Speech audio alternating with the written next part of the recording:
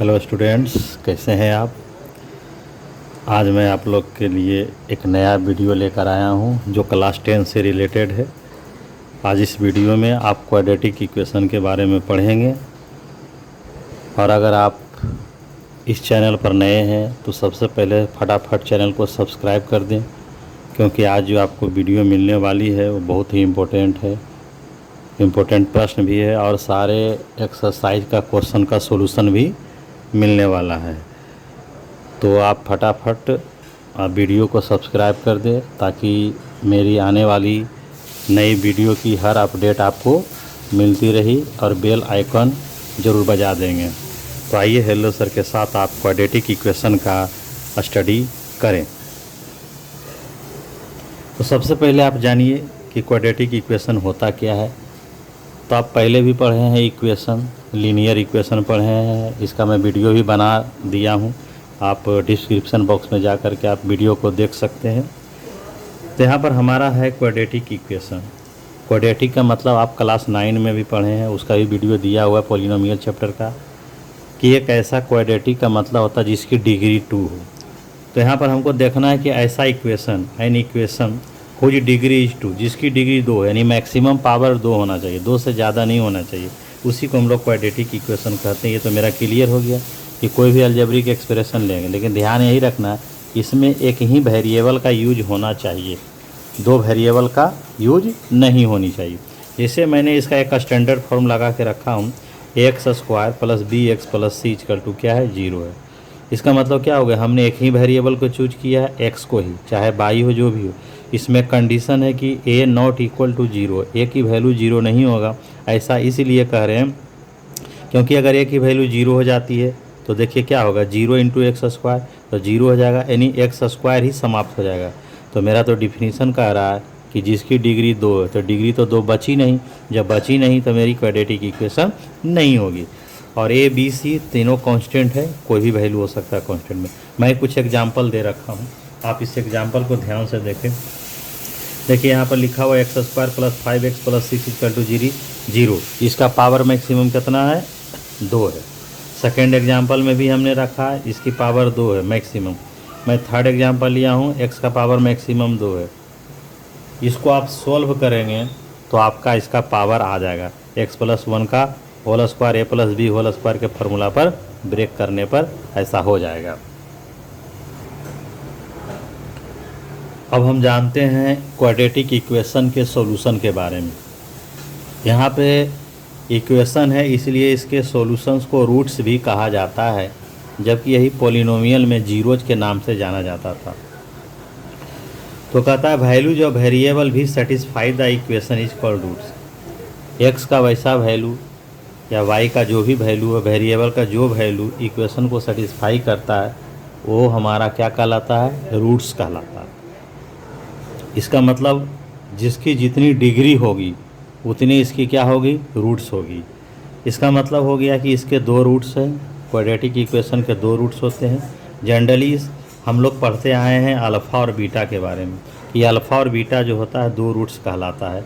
Equation x² + bx + c = 0। अब समझिए alpha beta क्या है। अल्फ़ा बीटा कुछ नहीं है स्टूडेंट्स, बल्कि अल्फ़ा बीटा x का ही 2 वैल्यू है। यानी आप इस यहाँ पे जब भी क्वाड्रेटिक इक्वेशन को सोल्व करेंगे तो आपको x के 2 वैल्यू अवश्य मिलेंगे, चाहे दोनों वैल्यू इक्वल हो, चाहे इक्वल नहीं हो, चाहे एक प्लस एक माइनस में, एनीथिंग कुछ भी हो, आपको 2 वैल्यू मिलेगा तो मिलेगा। अब आप पढ़िए कि कितने टाइप्स के हमारे क्वाड्रेटिक इक्वेशन हो सकते हैं। तो हमने 2 तरह का लिखा हूँ, एक प्योर क्वाड्रेटिक इक्वेशन, ये आपके बुक में नहीं मिलेगा, ये आपको अलग से दिया गया है। तो प्योर क्वाड्रेटिक इक्वेशन, और दूसरा है इम्प्योर यानी mix quadratic equation. Pure quadratic equation का हमारा जो है स्टैंडर्ड फॉर्म लिखा हुआ है, इसमें b नहीं है, क्योंकि x² के कोफिशिएंट को ये बोलते हैं। यहाँ लिखा हुआ है coefficient of x² is a और coefficient of x = b, c हमारा कांस्टेंट है, यानी कि आपको इसमें b नहीं है। मैं इसका एक एग्जांपल भी दे रखा हूँ, x² - 5 = 0। अब आइए दूसरा इम्प्योर है। इम्प्योर में क्या होगा, आपको a भी रहेगा, b भी रहेगा, c भी रहेगा। इसको मिक्स भी बोलते हैं। इसका मैं एक एग्जांपल दिया हूँ, तो इसमें a और b है, c का वैल्यू 0 है, इसमें a का वैल्यू है, b का वैल्यू है, a का वैल्यू 1 है, b का वैल्यू 5 है, और सी का वैल्यू 6 है। ये आप पोलिनोमियल चैप्टर में पढ़े हैं। अब इतना तक समझ गए। अब आपको किसी भी इक्वेशन को सोल्व करने से पहले आपको ये जानना ज़रूरी है कि क्या जो इक्वेशन दिया हुआ है वो सोल्व होगा भी या नहीं होगा। अगर हम पहले चेक कर लेंगे तो हम परेशानी से क्या करेंगे, बच जाएंगे। तो सबसे पहले नियम जानिए, वो कौन सा नियम है जिसके द्वारा हम चेक कर ले और हम निश्चिंत हो जाएं कि ये इक्वेशन सोल्व होगा तो होगा, चाहे जैसे भी होगा। तो इसके लिए आपको डिस्क्रिमिनांट पढ़ना है। मैथमेटिशियन ने डिस्क्रिमिनांट का रचना किया है। तो बी स्क्वायर माइनस 4ac को क्या कहते हैं, discriminant. B square minus 4ac is equal discriminant, जिसका सिंबल होता है कैपिटल डी, यानी डी की value B square minus 4ac के इक्वल होता है। अब किसी भी इक्वेशन के सोल्व करने से पहले अगर आप बी स्क्वायर माइनस 4ac निकाल लेते हो तो आसानी से हम चेक कर लेते हैं। मैं लिख रखा हूँ, it is use to check roots और पॉसिबल और नॉट। पॉसिबल होगा या नहीं होगा ये देख लेते हैं। तो कौन कौन कंडीशन में पॉसिबल होगा, कौन कौन में नहीं होगा, इसके लिए मैंने यहाँ पर क्या कर रहा है, लिख रखा है। तो सपोज मैंने पहले लिखा कि d इज ग्रेटर देन 0। अगर d ग्रेटर देन 0 है तो इसके रियल रूट्स हैं, पॉसिबल होंगे नहीं। ऐसे इक्वेशन को हम सोल्व करेंगे, लेकिन ऐसे इक्वेशन का रूट्स जो होगा यानी जो उसकी आंसर होगी वो दोनों इक्वल नहीं होगी।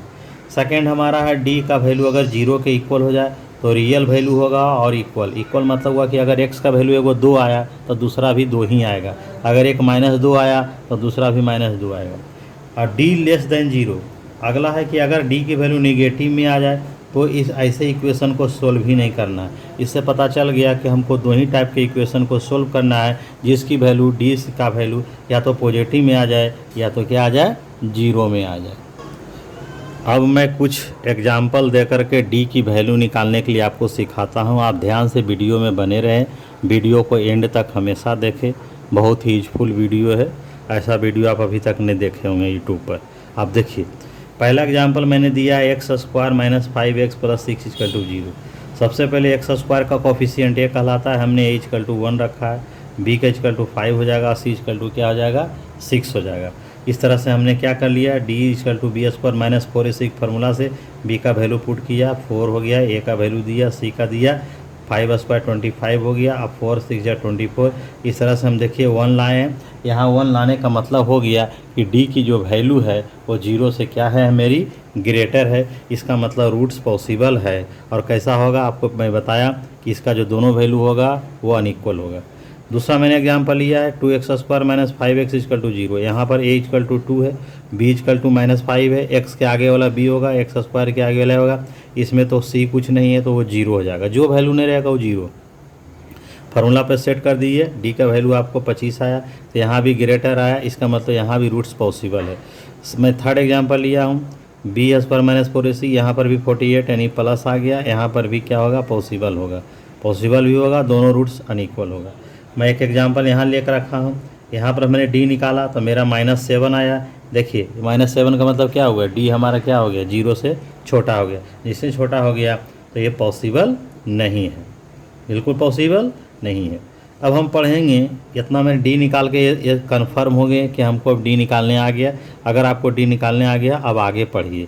अब इस चैप्टर में हमको लीनियर क्वाड्रेटिक इक्वेशन में करना कुछ नहीं, आपको सिर्फ ये पढ़ना है कि क्वाड्रेटिक इक्वेशन को सोल्व कैसे करें और उसकी रूट कैसे फाइंड करें। तो आप पहले जानें कि इसके कितने मेथड है। अभी आपने ये जाना कि कैसे सोल्व होने से पहले चेक कर लें कि सोल्व होगा या नहीं होगा। अब आइए कि अगर आप सोल्व करेंगे तो कौन मेथड से करेंगे। तो पहला मेथड का नाम है by square root method, second का नाम है बाई फैक्टराइजेशन मेथड, थर्ड का है Sridharacharya rule. Sridharacharya Indian mathematician था, उसी ने फार्मूला दिया। और उसके बाद है completing square method, completing square method होगा। इसके लिए मैं कुछ एग्जांपल ले रखा हूँ। पहला एग्जांपल है, दूसरा एग्जांपल है। तो पहला एग्जांपल को मैं पहले रूल से करूँगा और ये दोनों एग्जांपल को मैं दूसरे रूल से करूँगा। आप देखें कैसे होता है। देखिए, मैं पहले एग्जांपल को सोल्व करता हूँ, कैसे सोल्व होता है। तो सबसे पहले आपको करना कुछ नहीं है, पहले लिख देना है 4x स्क्वायर, ये 9 0 की तरफ चला जाएगा तो 0 + 9 यानी 9 होगा। फिर इक्वेशन के मेथड से x स्क्वायर इक्वल टू हो जाएगा 9/4। देयरफॉर जब हम स्क्वायर को हटाएंगे तो प्लस माइनस रूट लेंगे, आप पहले क्लास में पढ़ते थे तो सिर्फ प्लस लेते थे, यहाँ पर आपको प्लस माइनस दोनों लेना होगा क्लास 10 में। वैसे भी वो दोनों होता है रियली में। देयरफॉर यहाँ पर जो रूट्स हो गए हैं, तो 2 रूट्स हो गए। ये हो गया 3/2 प्लस में, ये वो 3/2 क्या हो गया माइनस में। कितना आसान है। तो स्क्वायर रूट मेथड से ही हमने क्वेश्चन को बना दिया। अब इस क्वेश्चन को हम बना रहे हैं सेकंड मेथड जो है क्या, फैक्टराइजेशन मेथड। तो फैक्टराइजेशन मेथड में आपको तो क्या करना होगा, स्प्लिटिंग करना होगा। इसके लिए भी मैंने वीडियो बना रखी है। तो देखिए स्टूडेंट्स कैसे होगा, x² होगा। आप तो जान रहे हैं कि 3 2 जा 6 होता है, 3 2 5 होगा। तो 3x - 2x पर ब्रेक करेगा और 6 = 0। आप यहाँ x कॉमन ले लें तो x - 3 होगा, ये आप जानते हैं। जो स्टूडेंट फैक्टराइज जानता है उसको ही क्वाड्रेटिक इक्वेशन कुछ भी नहीं, कोई दम ही नहीं है इसमें।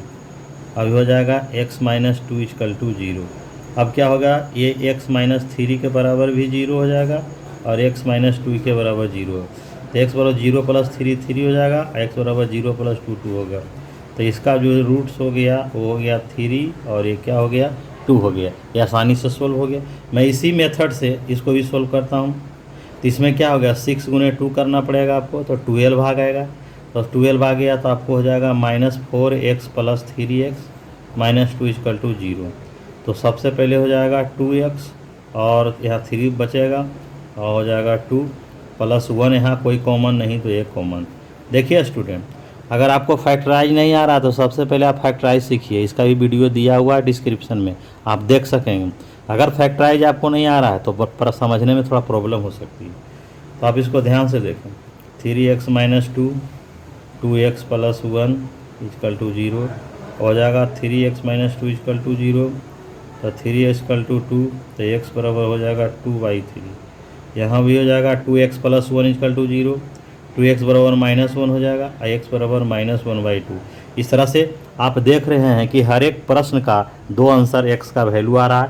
इसी x को आप अल्फ़ा भी कर सकते हैं, इसी दूसरे x को आप बीटा भी कीजिए। कोई अल्फ़ा कोई बीटा, उससे कोई टेंशन नहीं है। अब हम आगे के क्वेश्चन को देखते हैं और आगे क्या है। मैं 2 रूल बता दिया हूँ और तीसरा रूल है हमारा श्रीधराचार्य रूल। तो सबसे पहले आपको श्रीधराचार्य का एक फार्मूला होता है जो हमने यहाँ पर लिख रखा है। x = -b ± √b² - 4ac/2।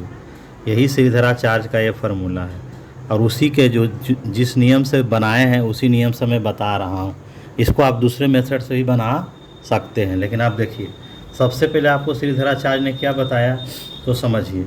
सबसे पहले उसने कहा कि 4 इसको क्या करता है, 4a से मल्टीप्लाई कर देना है। 4a से मल्टीप्लाई हो गया तो नहीं हो जाएगा। 4a से अगर करेंगे तो 4a × a तो हो जाएगा 4a² x²। यहाँ पर हो जाएगा 4abx और प्लस हो जाएगा 4ac = 0।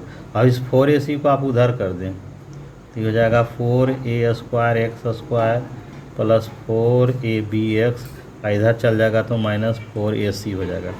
अब आपको करना क्या है, इसको जो है क्या करना है, होल स्क्वायर में लाना पड़ेगा। तो अब समझिए इसको हम लिख सकते हैं कि ना 2x का होल स्क्वायर, यानी ये आपका a² का काम कर गया। उसके बाद प्लस देंगे, उसके बाद 2 देंगे, 2ab का फार्मूला में लाएंगे तो 2a तो मेरा यहाँ ax है। अब 2ax से आप 4abx में वैल्यू डिवाइड दे दीजिए तो आपको आएगा कितना, 2b आएगा। कितना आएगा 2b, सॉरी b सिर्फ आएगा क्योंकि 2 2 जा 4ax तो आ चुका है, b से हमको था। यानी क्या हो जाएगा, ये जो b है आपका b का काम करेगा तो आपको यहाँ पर लिखना पड़ेगा b², क्योंकि बिना b² के b आप लिख नहीं सकते हैं। चूँकि 2ax का होल स्क्वायर था तब तो 2x लिखे। आप b² इधर जो ऐड किए हैं तब b² इधर भी ऐड कर दीजिए तो इधर भी ऐड हो गया क्योंकि होल स्क्वायर में हमको लाना था। अब आप क्या कीजिए, ये हो जाएगा a + b का होल स्क्वायर = b² - 4ac। अब आपको क्या करना है, यहाँ से अगर हम स्क्वायर को हटाएंगे तो क्या हो जाएगा, प्लस माइनस रूट अंडर क्या हो जाएगा b² - 4ac होगा। क्लियर है। अब आपको चूँकि x का वैल्यू निकालना है तो यहाँ पर से b को उधर ट्रांसफ़र करना होगा, तो प्लस भी उधर जाएगा तो माइनस भी हो गया। पहले हम उसी को लिख देते हैं b² - 4ac। अब देयरफॉर x = हो जाएगा -b ± b² minus 4ac by 2a। देखिए फार्मूला का डिरिवेशन हो गया, यानी ये फार्मूला क्या हो गया, प्रूफ भी हो गया। यही हमारा श्रीधराचार्य मेथड है, जिसको हम लोग फार्मूला मेथड के भी नाम से जानते हैं। अगर आप 4a से मल्टीप्लाई करके मैथ को बनाएंगे तो ये हमारा श्रीधराचार्य रूल कहलाएगा।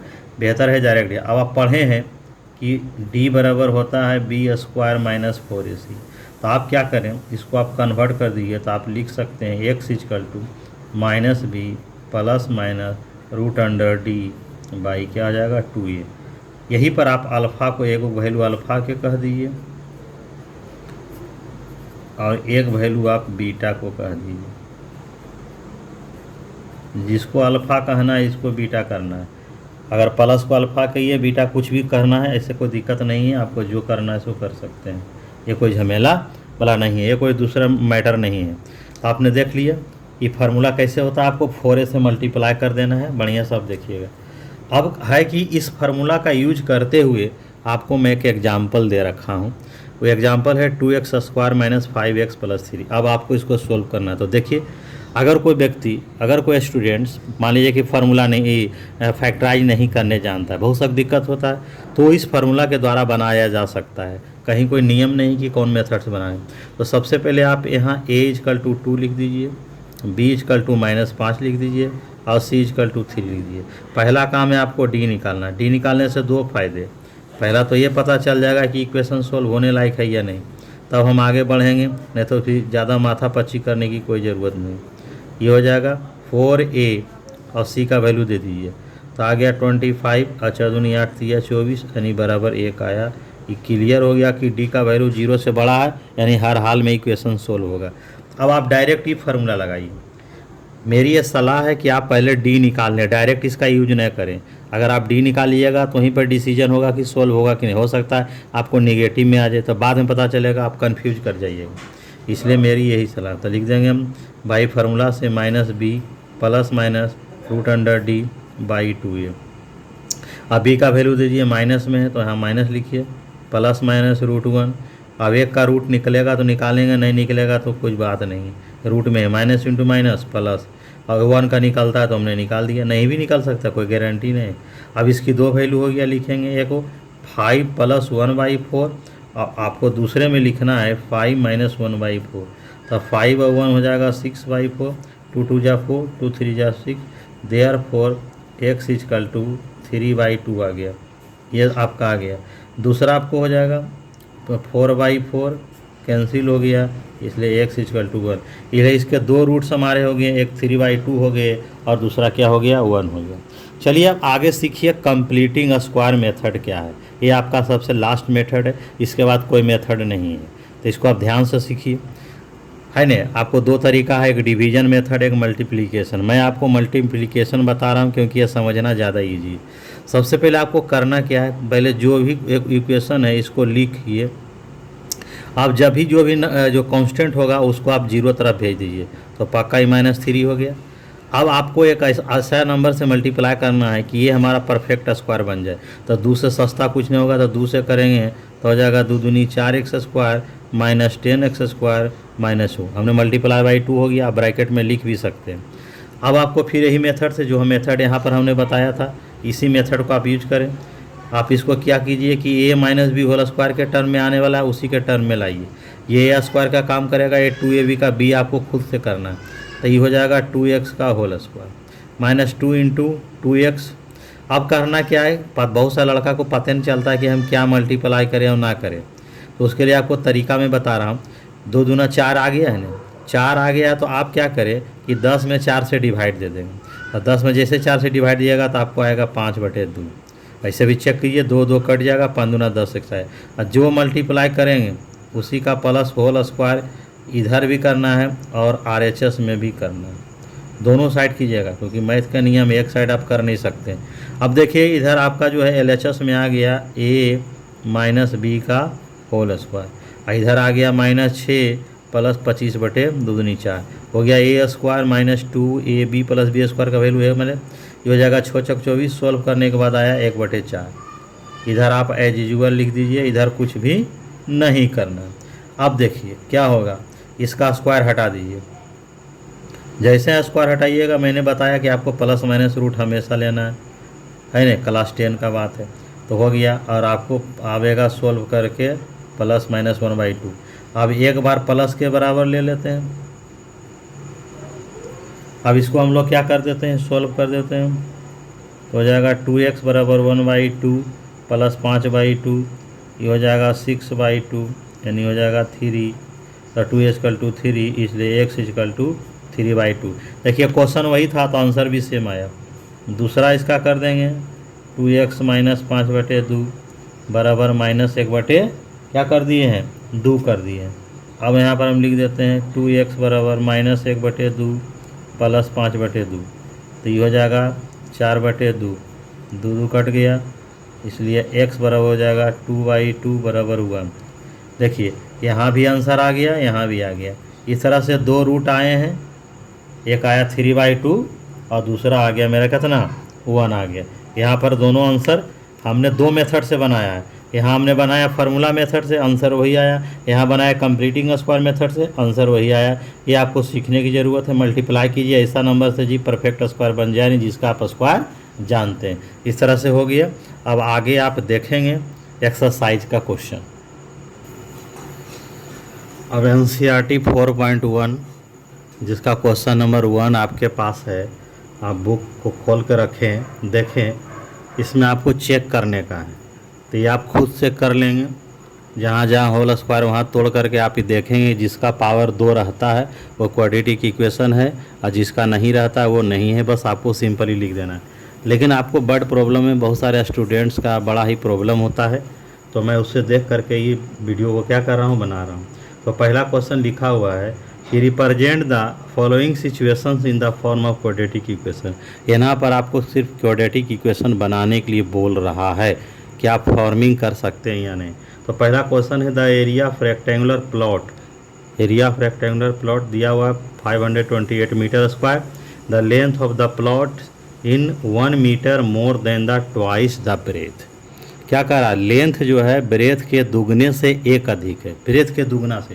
तो आप इसको लिखिएगा, लेट बी माने ब्रेथ बराबर हो जाएगा कितना, x मीटर। ब्रेथ को आपने क्या सपोज कर लिया, x मीटर। क्लियरली हो जाएगा लेंथ कर रहा है ब्रेथ के दुगना से एक अधिक है, तो आपका क्या हो गया 2x + 1। अब बन जानिए कि according to question area equal to क्या होता है, लेंथ इंटू ब्रेथ। तो आपको एरिया गिवन है, कितना गिवन है 528, तो 528 लिख दें। IL का मतलब हो गया 2x + 1, आई हो गया x। आप इसको मल्टीप्लाई कर दें, 2x² + x और 528। अब हम एक तरफ सजा देते हैं, x² + x - 528 होगा, उधर जाएगा बराबर 0। आपको इतना ही तक कह रहा था निकालने के लिए। और अगर आप फैक्टराइज तो आप जानवे करते हैं, आप आगे इसको क्या कर लेंगे, सोल्व कर लेंगे। आपको हमने इक्वेशन निकाल दिया। तो क्वेश्चन के अनुसार कह रहा था कि लेंथ जो है ब्रेथ के दुगने से एक अधिक है, मोर देन 1 माने एक ज़्यादा है। तो x का दुगना 2x हो गया, एक ज़्यादा। इस तरह से हम एरिया निकाल लिए। अब हम आते हैं क्वेश्चन नंबर 2 को क्या करते हैं, देखते हैं कि क्वेश्चन नंबर 2 क्या बोल रहा है। क्वेश्चन नंबर 2 इसमें कह रहा है the product of two consecutive positive integer है, लगातार दो नंबर। तो आप जानते हैं लगातार दो नंबर में 1 का डिफरेंट होता है। तो पहला अगर नंबर 1 रहेगा तो दूसरा 2 हो जाएगा। तो पहला उसी प्रकार से x होगा तो दूसरा x + 1 होगा, क्योंकि एक बढ़ा करके नंबर निकाला जाता है। तो लिखेंगे यहाँ पर let 2 consecutive numbers are x and x + 1। According to question कह रहा है इनका प्रोडक्ट तो x + 1 × x इक्वल टू कितना हो जाएगा 306। देख रहे हैं आप। अब x × x² हो जाएगा, x × 1 x हो जाएगा, 306 हो गया। आप पैटर्न में ला दीजिए, पहले x² फिर x फिर नंबर। इस तरह से मेरा क्या हो गया, आंसर आ गया। इक्वल टू क्या आ गया, 0 आ गया। मेरा क्या आ गया, 0 आ गया, है ना। अब आप सॉल्व भी करना चाहेंगे तो आसानी से क्या हो जाएगा, सॉल्व हो जाएगा, कहीं कोई दिक्कत नहीं है। अब हम एक जगह क्वेश्चन नंबर 3 की ओर बढ़ते हैं। ये 3 क्या कह रहा है, इसमें कह रहा है कि Rohan's mother is 26 year older than him. Rohan की माँ रोहन से 26 वर्ष बड़ी है। रोहन की माँ जो है रोहन से कितनी वर्ष बड़ी है? 26 वर्ष बड़ी। The product of their age, इनके एज का प्रोडक्ट कब कि कौन सा एज का? 3 ईयर्स फ्रॉम द नाउ, माने अभी से 3 साल के बाद जो इन दोनों का एज होगा उसका प्रोडक्ट दिल है 360, अभी से 3 साल के बाद। तो पहले हम दोनों का प्रेजेंट एज निकालेंगे, फिर 3 साल के बाद का एज निकालेंगे, और 3 साल के बाद के एज को क्या कर देंगे? मल्टीप्लाई करके फिर हम बराबर कर देंगे। तो लिखते हैं लेट, इसमें से 2 को एज मान लेते हैं। लेट रोहन्स प्रेजेंट एज मान लेते हैं कि 1 साल का है। तो इसका मॉम का क्या हो जाएगा? इसकी मम्मी का हो जाएगा कितना? 26 माइनस एक्स, क्योंकि दोनों मिला कर है, दोनों ज़्यादा है। एक्स 26 बरस गया है, ज़्यादा है, तो रोहन का एक्स मानेंगे तो उसका 26 प्लस एक्स होगा, क्योंकि 26 साल वो ज़्यादा है। अब क्या हो गया? आफ्टर 3 ईयर्स, 3 साल के बाद, 3 साल के बाद इनका एज क्या हो जाएगा? तो बेटा का एज हो जाएगा एक्स प्लस 3, और माँ का एज हो जाएगा एक्स प्लस 26 प्लस 3, यानी एक्स प्लस क्या हो जाएगा? 29। इसी का तो प्रोडक्ट कह रहा है। According to question x plus 3 into x plus 29 equal to आपका कितना कह रहा है? कह रहा है कि 360 हो जाएगा। तो 360 कर दिया, आप इसमें मल्टीप्लाई करें, x into x square, 29 into x 29x, 3 into x 3x, और 87 हो गया, और 360 को इधर ला दिया बराबर 0। आपका हो गया एक्स स्क्वायर, 29 3 हो जाएगा 32x, यहाँ पर घटा दीजिए, 10 में 7 गया 3, 15 माट गया 7, यानी 273 इजकल टू 0। इस तरह से आपका ये भी इक्वेशन क्या हो गया? निकल गया। बहुत आसान है। अब आपका आता है लास्ट, ये चौथा लास्ट है, ये सबसे ज़्यादा इम्पोर्टेंट है हमारा। ये जो है हमारा VVI है क्वेश्चन, बार बार एग्जाम में क्या करता है? पूछता है ये क्वेश्चन को, बार बार इस क्वेश्चन को क्या करता है? पूछता है। डेंगा कहाँ से? कहता है ट्रेन ट्रेवल्स ए डिस्टेंस 480 किलोमीटर, यानी आपका जो डिस्टेंस है 480 किलोमीटर गिवेन है। फिर क्या कह रहा है? यूनिफॉर्म स्पीड से चलती है 480 kilo. If the speed had been 8 kilometre less than, अगर स्पीड जो स्पीड पहले है वो 8 किलोमीटर घट जाए तो क्या करता है? उस जगह पर जाने में 3 घंटा ज़्यादा समय लगेगा। रियली बात है, अगर आपकी स्पीड घटेगी तो टाइम बढ़ेगी। तो पहले हम ओरिजिनल स्पीड मान लेते हैं। Let uniform speed equal to x kilometre per hour. आपका जो हो गया न्यू स्पीड क्या हो गया भाई? न्यू स्पीड जो हो गया वो 3 किलोमीटर, 8 किलोमीटर घट गया, तो x minus 8 kilometre per our. तो पहले अगर गाड़ी x के स्पीड से जा रहा था तो 480 किलोमीटर जाने में टाइम क्या लग रहा था?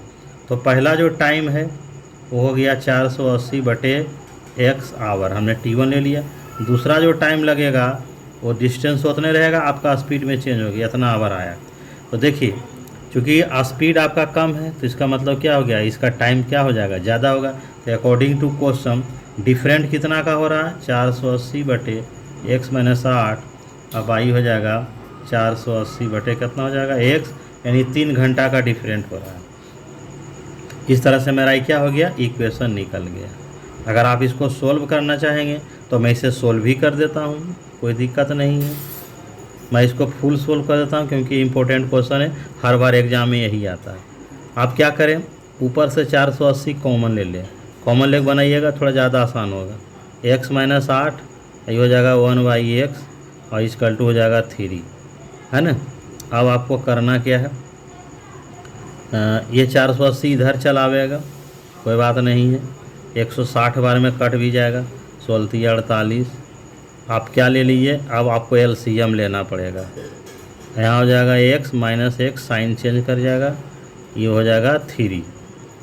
अब आपको करना क्या है? सॉरी 3 कहाँ से होगा? यहाँ तो मैंने काट दिया, कट गया, तो अब आपका 1 बचेगा, 160 हो जाएगा, ये भी कैंसिल हो जाएगा, 8y हो जाएगा कितना? x square minus 8 equal to 1।